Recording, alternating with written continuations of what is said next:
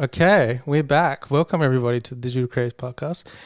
We've been on a bit of a break, but we are back with the wonderful JADA. Hello. Welcome, JADA. Thank you. So, could you give us a bit of an intro about Yeah, of course yourself I and what you can. do in the creative world? My name's JADA De Luca. I'm a 20-year-old writer, aspiring novelist, poet, surrealist collage artist, and I make art for the artist. That's amazing. Like, I've seen your collage work, and it's like so cool. Thank you. And I want to know how you go about creating those. Did you get the different pieces online, or do you scan stuff, or like how do you I do that? scan stuff and I get stock images. It's just and images I take as well. It's kind of a mix of everything. Oh, okay. And you just and do you layer it in Photoshop or you? Yep, so it's all based in Photoshop. I cut everything individually with my Wacom tablet. I layer it, I add effects to it, I draw on it, I do everything to them pretty much. Oh, cool. And you say you create art for the artist. So can you explain this Yeah, of more? course I can. So as an artist, when you're creating art, especially for the consumer, you're creating art for other people, you're creating art for recognition, for fame, for an income. But what about creating art to serve the artistic community? Because when you create for yourself and for other creative people, it's kind of this constant cycle where you're able to inspire others. Others are inspired by that. So they create art in the same way. Yeah. And so when I'm creating, not only am I thinking about myself, but I'm thinking about other creative people. And I see myself as one of those people. Yeah. But in making art for myself, I'm also making art for them. I think that's how it should really be, like, to be honest. And that's a little, I don't know if I came up with it, but it's a similar idea. Like, I wanted to even create a little design, and it's like inspire. There's like inspire at the top and create, because you inspire people to create, and when someone creates something, it inspires. So it's kind of like a cycle. Yeah, and I think the ability to be inspired as well as an art form in itself, because I find artists are very sappy people and they will look at anything and they go, oh, that's incredible. Yeah. I love that. Or that makes me feel a certain way, or that motivates me to do something or make something. And I would hope that the art I create instigates that in people. Yeah. Yeah. Because then I'll look at their artwork and I go, wow, I Yeah. want to make stuff. Because whenever I go to creative events or I catch up for a coffee with my creative friends, I'm going, I can't wait to go home and write. Yeah. 100%. I love that.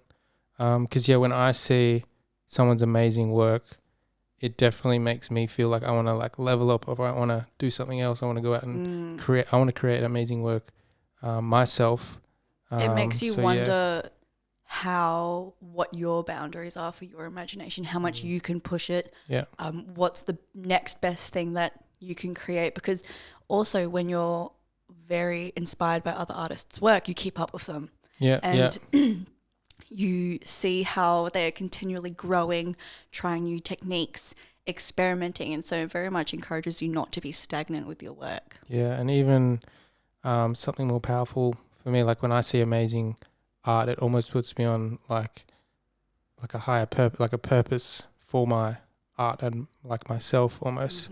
Like I just get so inspired, and I just want to like level myself up to be on that level. Because I'm always feeling like my best self is when I'm creating. Yeah. It's my most forgiving self when I make mistakes, for example, and I've just got to try that again. It's my most inspired self because I'm constantly going, wow, I want to show my appreciation for things. It's my most grateful self. It's the best version of myself I could be, really. That's the same with me. Like I basically I want to live each day just waking up, creating something, and then just like the next day creating something. Like I just want to do it every day. Interesting you say that, because during lockdown last year, I woke up and I was like, I have no responsibilities. I have nothing to do. So what would be the perfect routine for me if I didn't have to work, I didn't have to see anybody, I didn't have to do this, I didn't have to do that. All I did was make art. I didn't feel pressured to make any, but in my most natural state, I had this incredible routine going on, and it was a constant loop and a constant cycle of inspiration because it was so untampered and free and childish, in my opinion. That's I that's how I want to enjoyed live. it. Like, I am the happiest when I'm creating. And yeah, but it's not always easy, like to stay inspired. Sometimes it can be definitely difficult. not. Yeah. And it's not a constant thing that you can rely on. Sometimes discipline is more important than inspiration. Yep. But when you are disciplined in your practice, it's you showing up for your art. Yeah. Because not only is it a hobby, is it a passion, it's also a commitment. It's a big commitment to make, because art takes time. It doesn't happen just like that. It takes ages, and it can be frustrating. Oh, yeah. Especially when you're starting. Annoying, and you can start to feel real down about yourself. So having discipline, I think, is really important as well. Yeah, I don't know how you feel about this, but I almost like to think of myself and my routine as like almost like a creative athlete, because I'm like waking up or I'm like looking for inspiration, and then like it's not always easy jumping into my editing or like my photography or whatever, but I'm just like, okay, let's do it. Let's like hustle a little bit. Yeah, so like sometimes I feel like it's like that because I put in a lot of. I think the analogy I would use is I'm a garden. Oh yeah, okay, and I have to cool. water it, and I have to nurture it for it to grow. Yeah, and it might start from a little cute seed, and it might look a bit dreary in winter, or might have days where it doesn't look the best. But what it does have is a lot of potential. No, I like that. Every seed has potential. Yeah. And I think that's inspiring in itself. When, in the same way you think of yourself as an athlete, I think, okay, well, what can I grow into? What more can I become? How better can I express myself? Who else can I reach with my work? No, I like that analogy as well, because it will like the garden will grow with you as your creative grows. Because then it also gives you an opportunity to plant different things. It could, whether that's dabbling in other art forms or meeting new people or trying something a little bit different. You're not committed to just one singular plant. I could grow a tree, and then underneath it, like the smallest dandelion, or even a weed. I could try anything and everything, and I can lay it out how I want. I can put rocks here and there. I can change up the pots I put the plants in. Everything. There's like full creative control, and that's what really motivates me. It's like I can do whatever I want with this. Yeah. I have a lot of things up here that I want to express in my head, and a lot of things that are untampered. And I go, how can I show Express people that? Yeah. Cool. And what inspires a lot of your collage art or your art in general? I don't know if it's the same concepts that come into every medium. Or I used to think of them as separate. I used to be like, oh, well, I'm a visual artist and I'm a written artist, but really they're just two parts of myself. I'm very inspired by, that's a big question. I'm very inspired by other art. Yeah, definitely other artists and the people I see creating great things. And like, for example, you have different mediums, but do similar concepts come into those? The themes in my work, you can tell it's me. Okay, cool. My style is very distinct. It's about femininity and women. I love planets. I wanted to be an astronaut as a kid, and I was obsessed with NASA. Planets I adore, and the sky. Architecture, ancient architecture. I loved ancient history. Surrealist work as well, combining things that wouldn't normally go together. Okay, What else? I'm very much inspired by Mother Nature. Japan, possibly. Oh, I love Japan. Oh boy, I adore Japan. Because I was listening to a bit of your other podcasts, and so just from that, you can speak 3 languages, I believe. Yes. So, well, kind of. English, I know.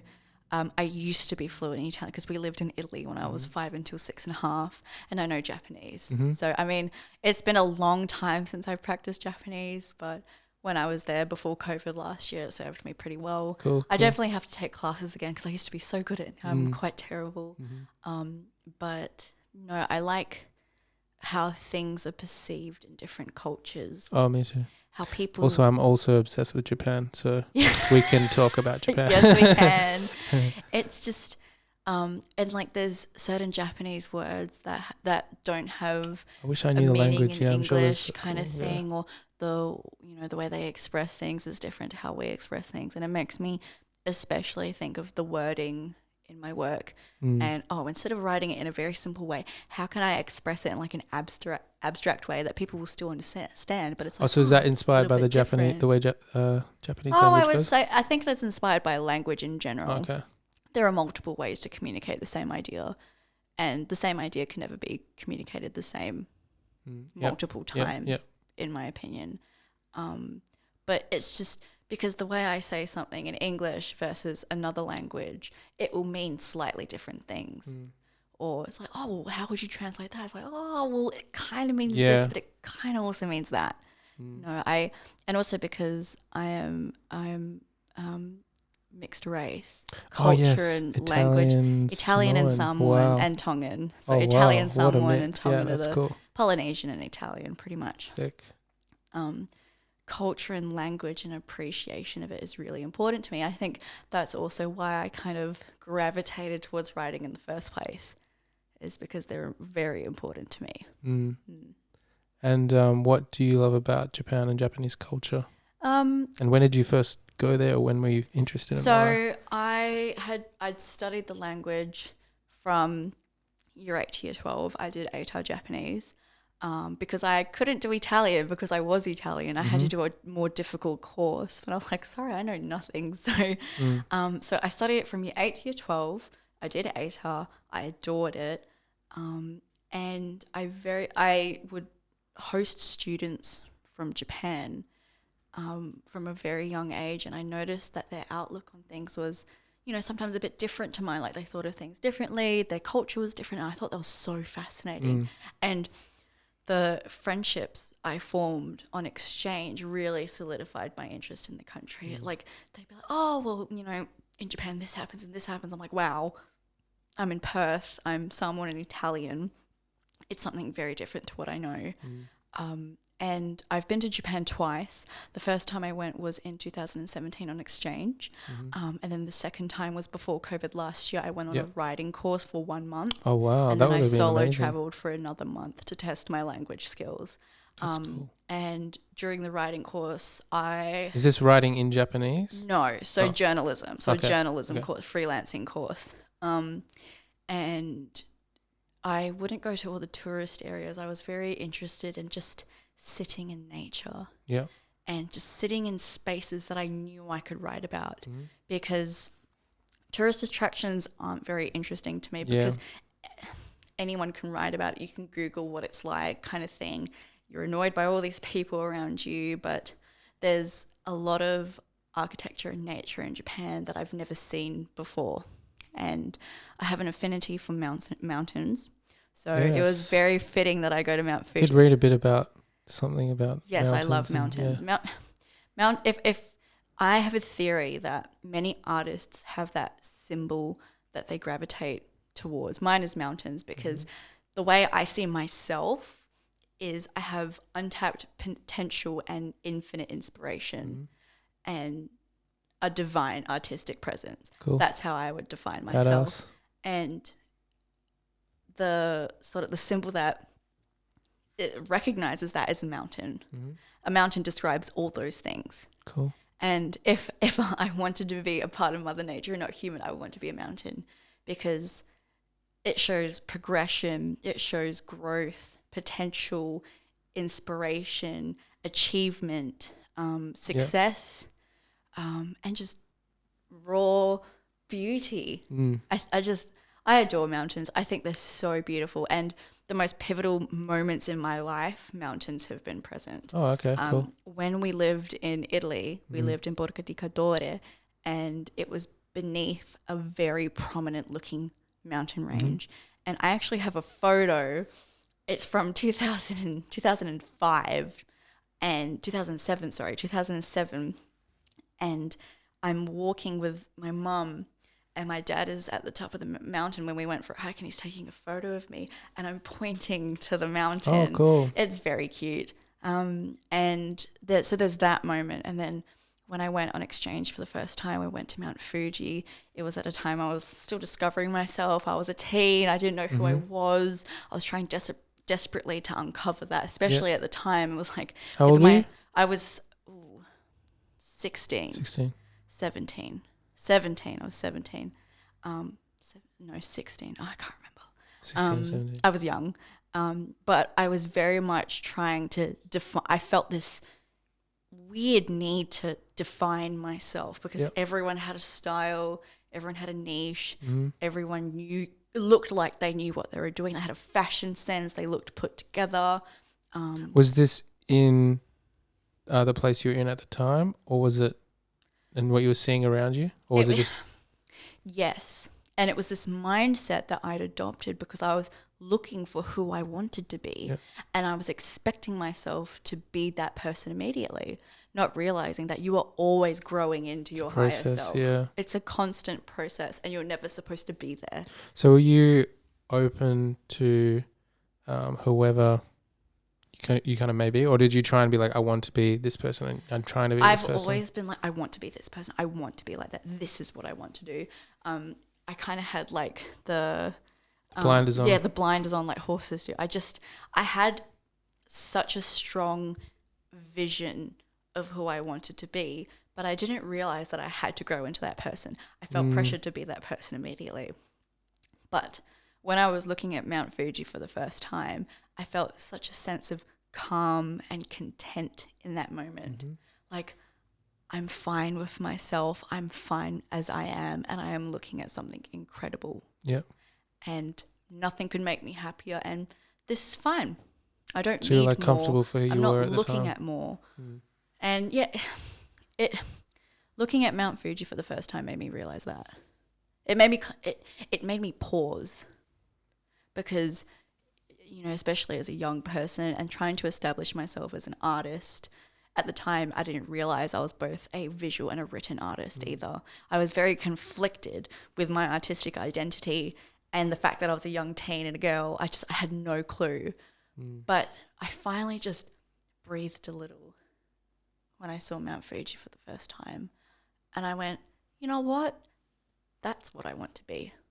I want to be confident and still. Grounded. Grounded and unmoving. And since then, seeing Mount Fuji for the second time, and the difference between when I was 17, and 16, 17 and 18, 19, and years later I'm looking at it, I'm going, I'm getting there, and I'm realizing things, and I'm learning things, and my art is evolving, you know, and I'm realizing I didn't have to figure it all out. Do you think you'll ever be the mountain, or is it more the process of becoming? I am continually evolving into new mountains. Okay. The mountain will never be the same. It erodes. It's shaped differently after time. It crumbles. Maybe it snows on top. Maybe a forest grows underneath. So maybe I will be the same person. I'll still be me, but I will be ever changing. And that's something I've grown so excited and comfortable with. It's not like back then where I want to be this and I only want to be known for this and I just want to be confident in myself. Yeah. Now it's like I am confident in myself. I'm still me, but I have so much untapped potential. Who knows what will happen in a year, 2 years, even a day. It's also like a nice analogy, especially in nature. Nature is like just It is nature. ever changing. Yeah. And it is uncontrollable. I would never hope to be stagnant. So, yeah. Yeah, because, if you're stagnant, you're not growing. Because all I would ever want for myself is to grow into myself. Yeah. Discover myself more, discover my art more, use different techniques, explore different themes, meet new people. What has that looked for you like lately in my creative life? Yeah. Have you learnt any new things or tried out different things? Or my focus lately in my creative life has been reaching out to others and community. I used to be such a solo creator. I knew nobody. I just wrote to myself, made collages to myself, and lately what I'm learning is to share it and to talk about it and to allow it to take up space and to not feel bad that it takes up space. Because you can get kind of trapped in your own, like, almost echo chamber, because you don't want people to judge your work, or like you're kind of in your own bubble. So it can be scary to do that. It was more so because I'm not scared of other people judging my work. It's just before I never felt the need to share it. Before I was like, oh, I'll keep this to myself. Why did that change? It changed because I discovered the impact that my art has on other people and that their art has on me, and what a beautiful relationship that is. I like that. And how sharing it can impact other people, even if it's just one person. If one person reads my poem and they go, wow, I think that's meant to be what art's about. Like, it's originally a form of communication, I believe. And I also started realizing that I want my art to be accessible. I want anyone and everyone to be able to read it and see it, because there is value in what I have to say and what I want to express, because I am sure someone else out there feels the same way. How did your relationship with your art change when you shifted from kind of more so keeping it for yourself than sharing it with others? I started growing at a faster rate. Yeah, okay, cool. I started receiving criticism, which was really helpful, being open to change, being open to suggestions, creating dialogue around the themes that I was passionate about, and kind of growing my vocabulary about them as well. I started sharing my work in just after I graduated high school, so 2019. And before, my art was just there, and it was for me, but it was the same thing over and over and over. But since sharing it, a lot of other people's outlooks and the advice that they've bestowed upon me has weaved into it, and I've been open to more experiences and experiencing things with others, and that shared memory as well, and that shared collective feeling has started to interplay with my work. Did that scare you to make the shift to sharing it, or? It didn't, because the shift was very calm. I put it out into the world and no one really noticed, and that was okay.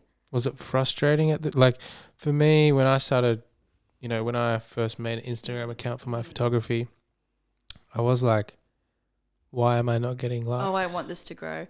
Nah. That was me. Because I wasn't sharing my work to get likes, and I wasn't sharing from the get-go. Work. That's pretty impressive. It wasn't something that appealed to me. Okay. I didn't get excited when I got X amount of likes. I got excited when someone's like, thank you, this helped me, or cool. I resonated with this. That feeling is addicting. Yeah.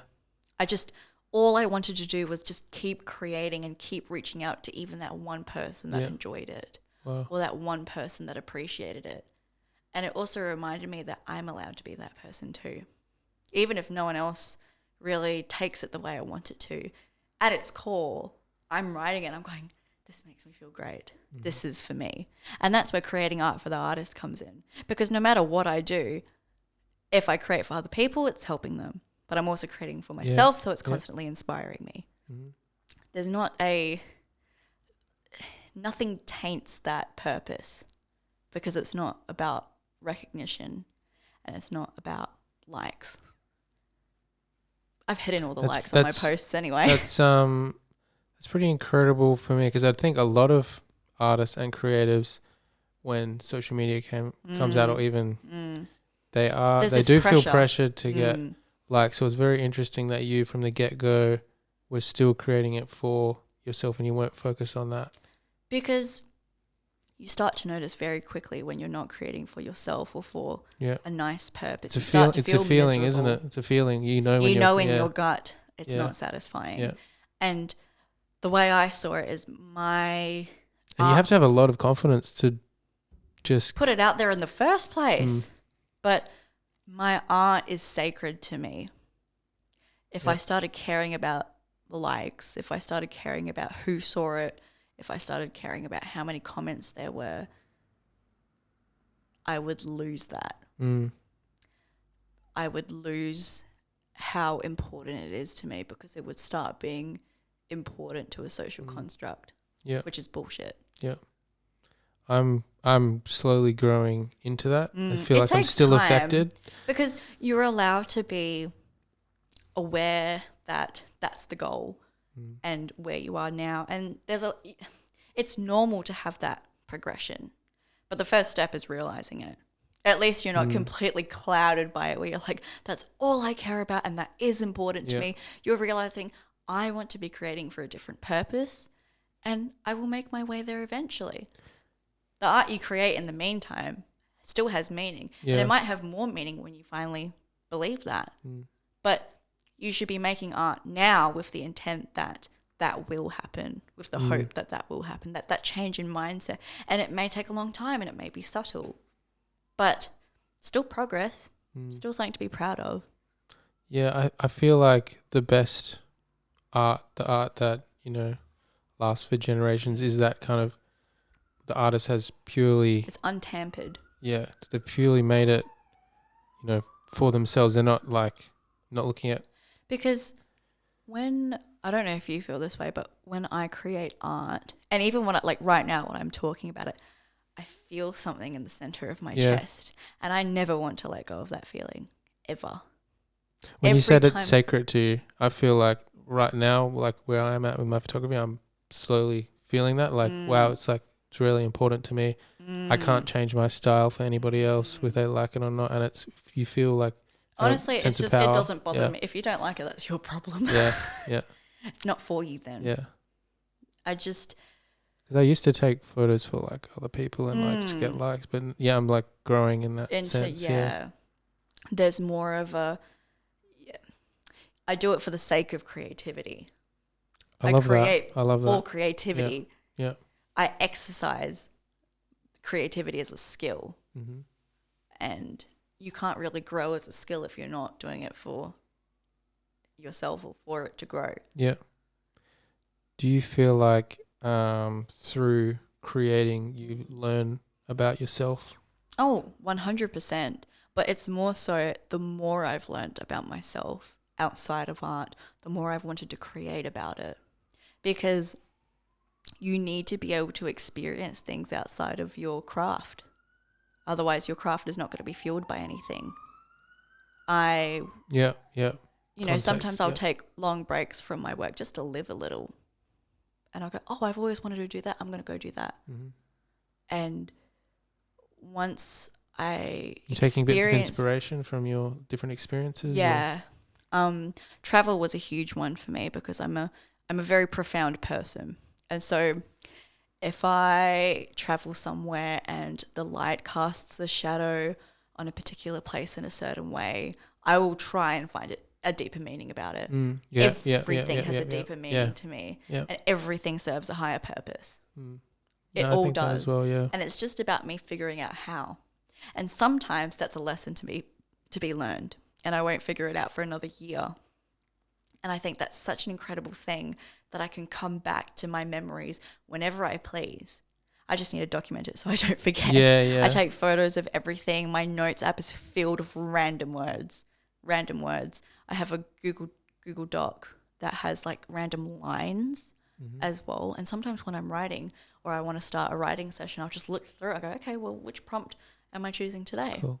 I think that as well in my photography. Sometimes I'll go out and take some photos in the street, and then I won't, when I'm looking back at the photos after that, I'm like, wow, this means some message here, in these different things that I'm collecting. There is always a message in things. You've just got to be creative enough to find it. And I'm always testing my creativity in everything I do. How can I look at this in a different way? How can I look at this in a deeper way? How does this impact me? How could it impact the people around me? What's here that I've noticed that no one else has? What's an opinion or an outlook that I have that I think's relevant, even though I'm pointing out something that's so tiny? There's just, when the the moment I started sharing my art is the moment I started seeking out more experiences.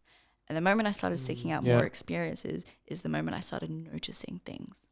It wasn't only just about kind me of opened your anymore. mind up to different things, and which means talking to different people. 100%. Putting That's yourself exactly out there, yeah. making yourself uncomfortable, saying yes to things.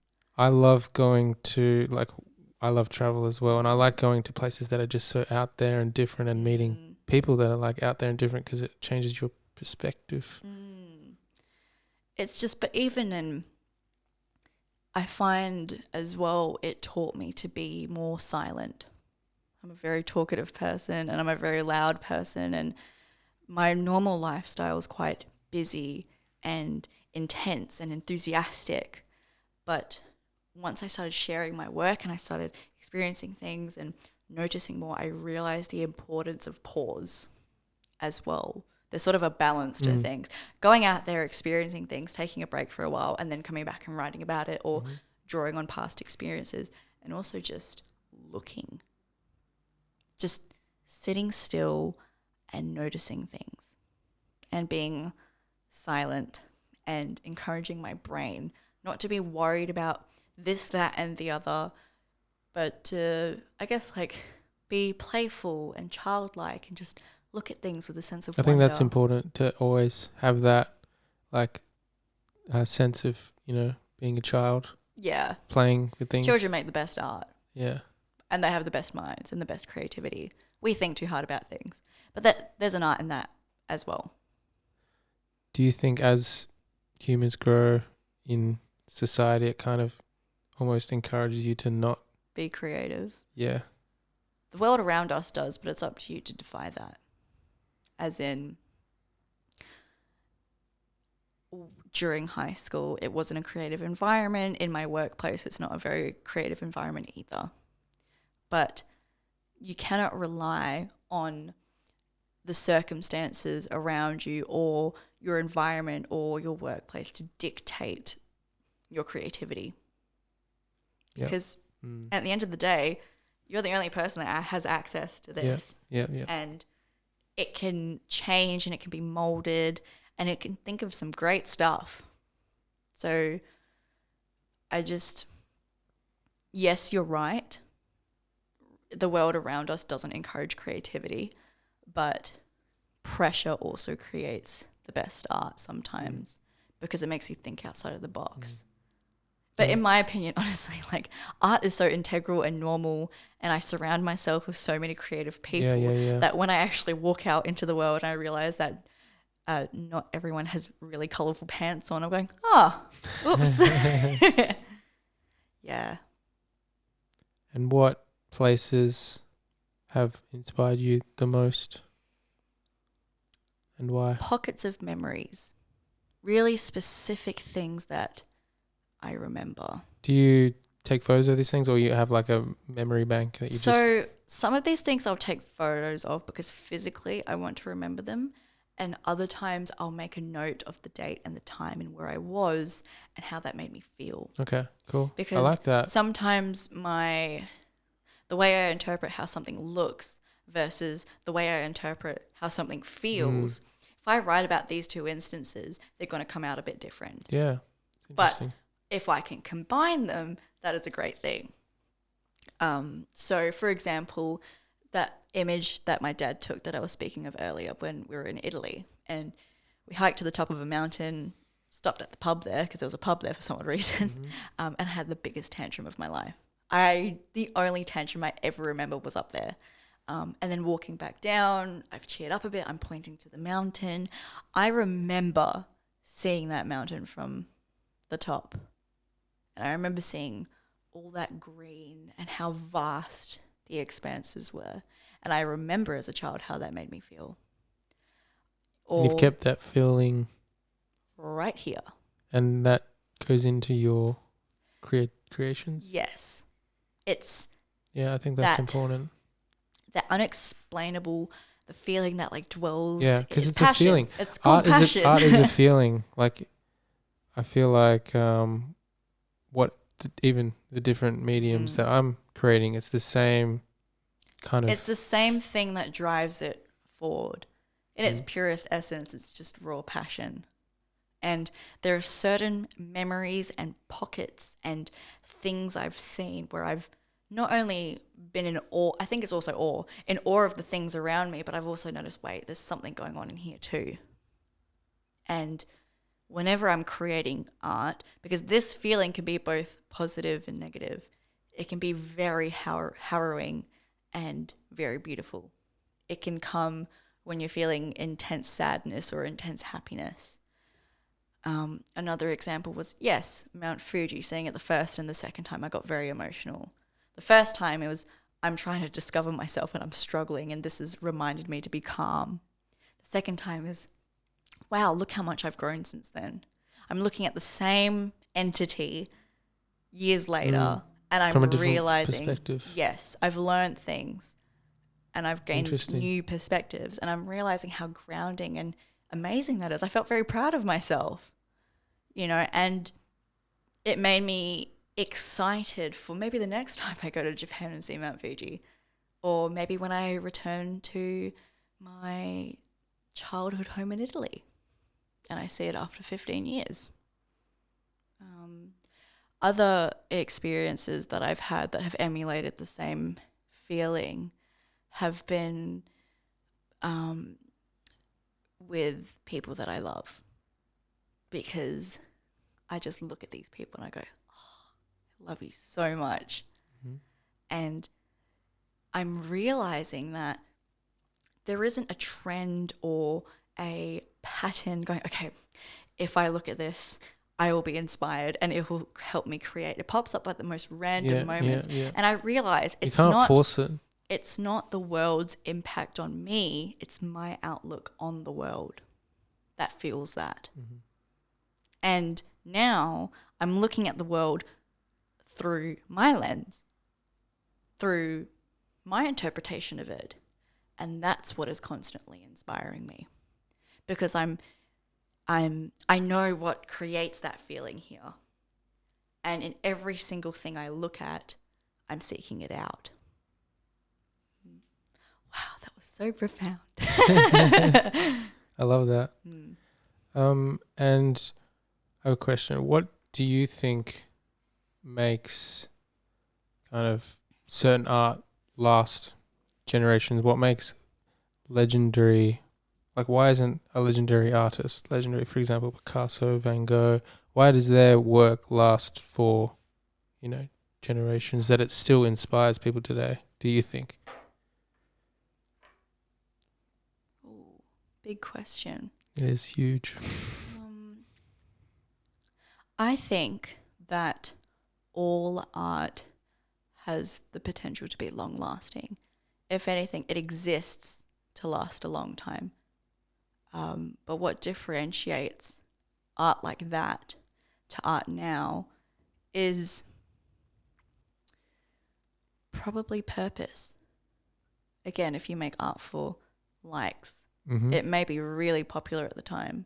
So do you think their work is fleeting. Pure purpose, a pure reflection of... I mean, honestly, I can't speak on Picasso's behalf. And that may not be his purpose. But in my opinion, the art I will be looking at for a long time, the art I think has longevity, is the art that has passion behind it. I can't speak for Picasso or Monet or Matisse, why they are still exhibited in galleries. Maybe it's also because people enjoy it. But I can speak on behalf of the art I enjoy and the art I make.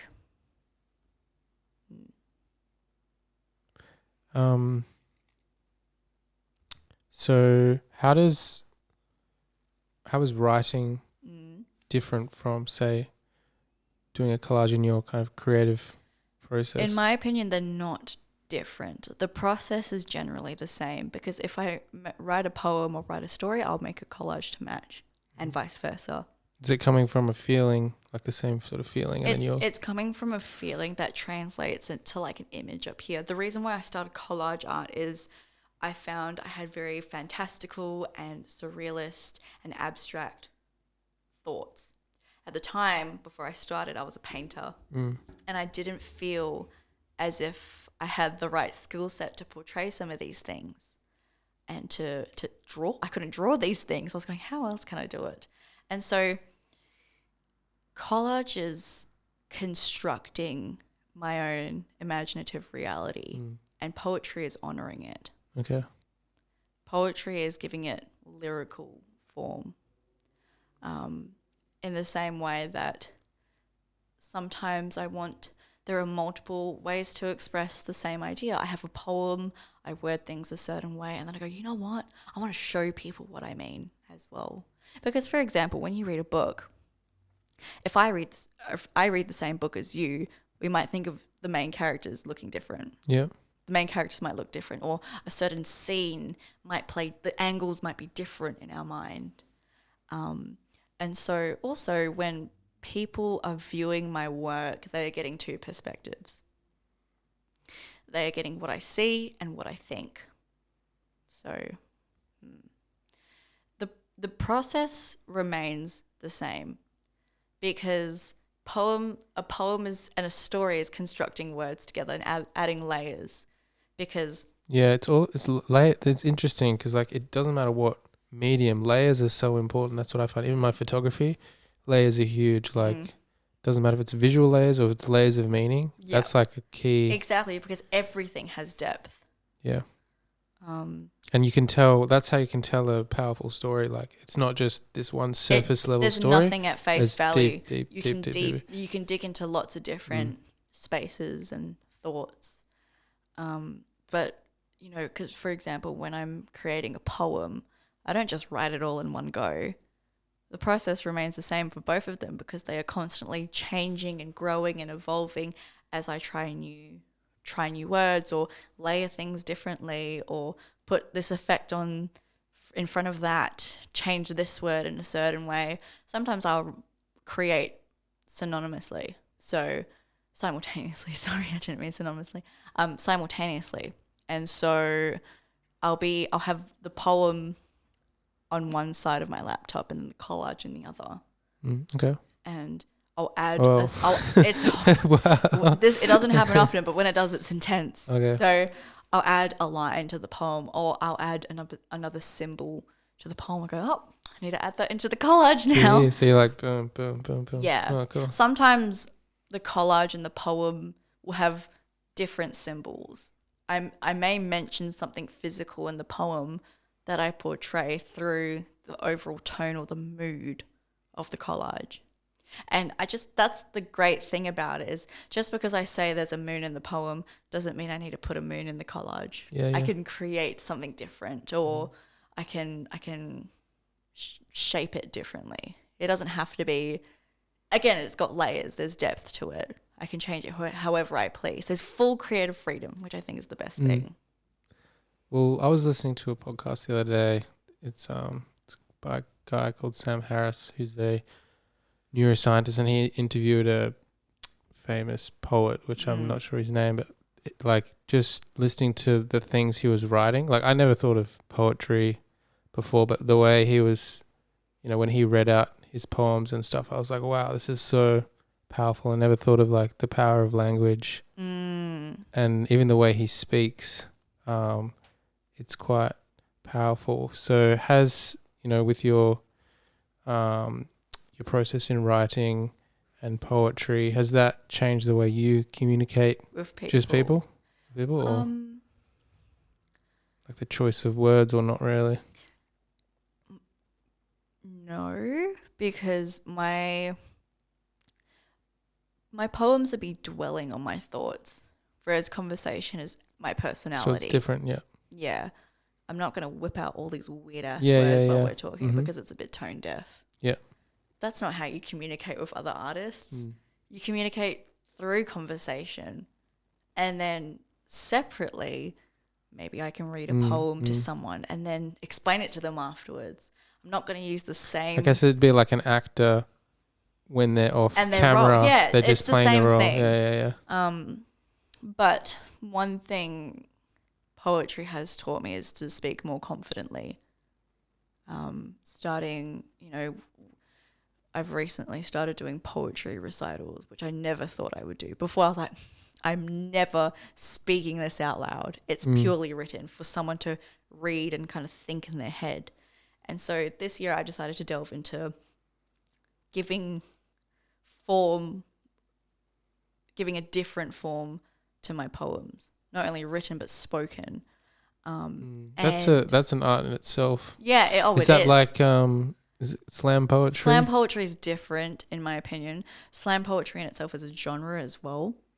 But when I started reciting my poems, it made me more aware of the tone I use when I speak to people, the intonations I use, the pauses that I have, because I think conversations can be very poetic in themselves.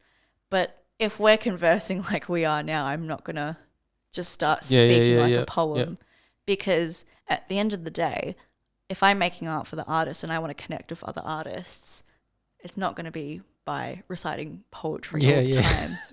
It's going to be by having conversations and starting dialogue. Yeah.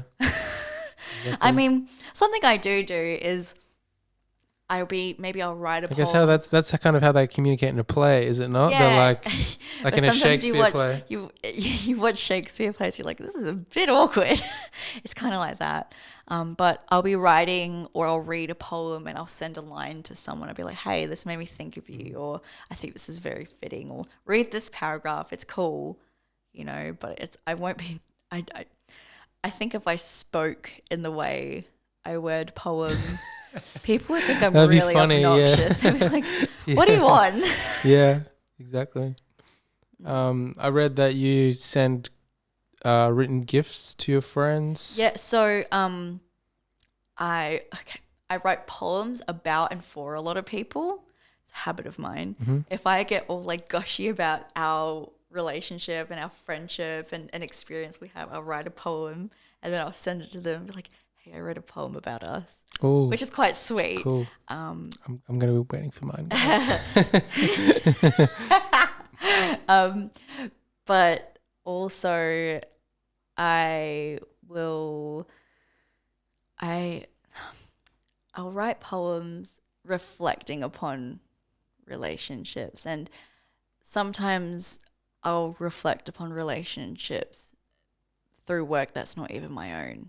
And so I love gifting people books. Mm-hmm. More than I love receiving them sometimes. Okay. And so it's nice to find a book that I think someone will like and open the front cover and write a little message to them. Because then they'll never give it away. Yeah. But also, not only will it's like, oh, well, when I think of this book, the plot's really good and the characters are great. It's like, no, when I think of this book, I think of also the person who gave it to me, the person who thought of me, because I love giving people books. It's a beautiful exchange, and it's very special to me, and it's how I show people I care about them, because I love writing little messages in the cover for them, or even annotating a page I think they'll like.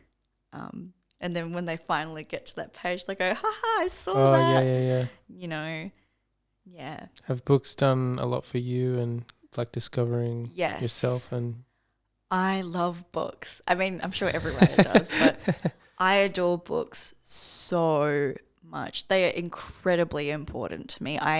My parents always read to me as a kid, to the point where I would be like to my mum, can you please give me the book so I can read it instead of you reading it to me? And reading is something I associate with very fond memories of my family. And then as I got older, I loved it. Especially as a kid, I was just like, this is great. It's like a movie, but I get to choose how everything looks. It's interesting because I'm not a huge read. I do I listen to more kind of audiobooks and stuff. Yeah.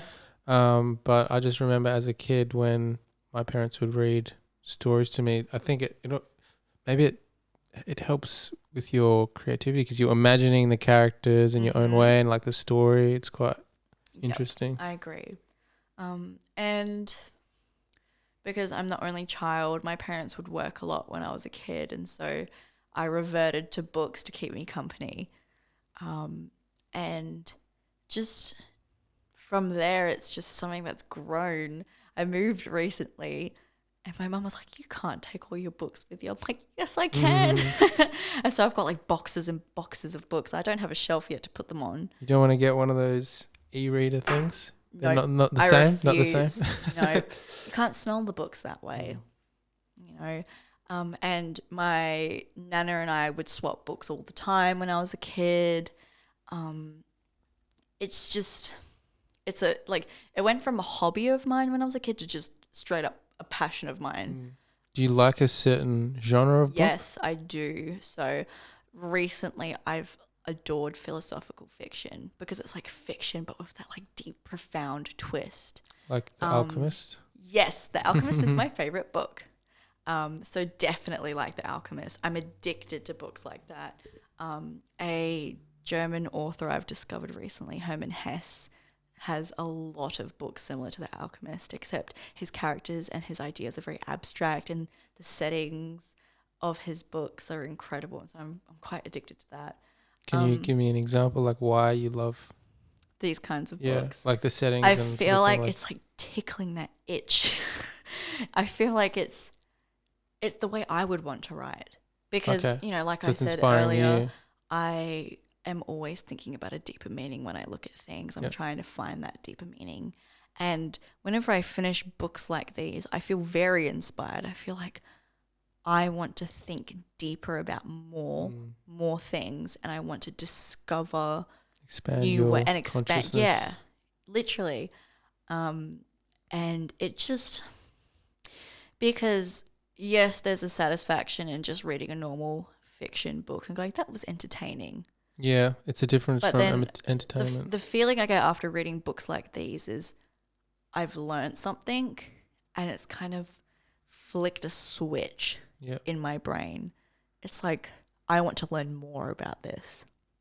I want to think deeper. Yeah. Because reading's not so much a hobby for me. It's, like I said, it's a passion, but it's also an avenue for me to delve deeper into my psyche almost, and to delve deeper into my creativity.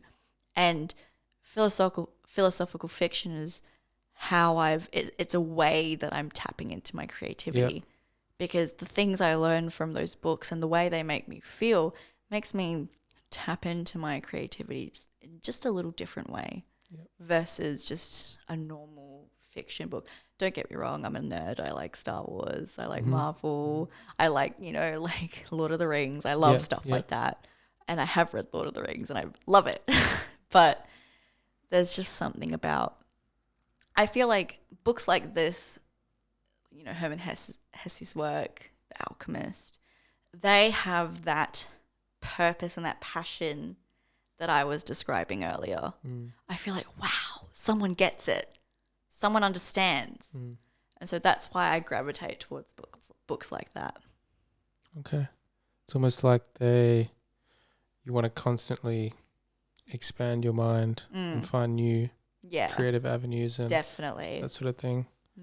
Yeah, that's kind of like me, but for things I like to watch, like movies and that sort of thing. I'm always like, there's entertaining movies, but then there's movies that... Yeah, I think a movie that's made me feel that way is Interstellar.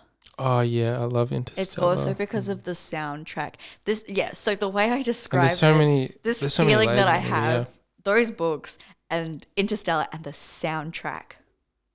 The soundtrack, sometimes when I'm writing, I'll just sit there and I'm just listening to it with my noise cancelling headphones. I'm like, it's incredible. That's like a audio form of how I feel, if that makes sense. So incredible. I love Interstellar. And also because I like space. So it really interests me. Yeah, I kind of like these more outlandish, like almost like cutting edge in terms of ideas movies. Like I love The Matrix. Yeah, I rewatched The Matrix the other day and I was like, yeah, it's just like I'm sure when that came out, it would have just been like mind-blowing out there. Yeah, and even like a lot of my work is inspired by just The Matrix, or like the ideas and philosophies behind it. Yeah, because I just feel like they're different. They're deeper. they're more out of the box. And Donnie Darko was another one. I don't know if you've seen that. I was like, wow. Right. Like that was another huge movie for me. I don't like, even just the first time I watched it, just connected with me. I don't know why. Yeah. But see, that's the feeling I'm trying to grapple with and cling on to and share with other people. And create it in your own In my own way. Yeah, same. Because, you know, like I resonate with my art. Who knows who else does? And I think it would be the most satisfying thing for someone to go, wow, that's really inspired me. That's the thing that's connected with me, and that's the thing that's making me feel this way. And I want to share that. At my core, I want to share that feeling. I want other artists to be able to experience that. Well, that goes back to the cycle of, you know, being inspired by this incredible work, then creating it yourself in the hopes that it's going to continue the cycle and inspire others. But also, it's going to encourage others to put themselves out there, because pursuing art is terrifying. And, you know, for some people, creativity, even if they're just mildly interested in, it's very daunting to explore. And I want to be that person that goes, no, you'll be fine. Here's a push. You'll do great. Yeah. Jada, thank you so much for joining me. No, thank you for having me. That was an incredible conversation. I love talking. It's been a pleasure. Thank you. Till next time. Yeah.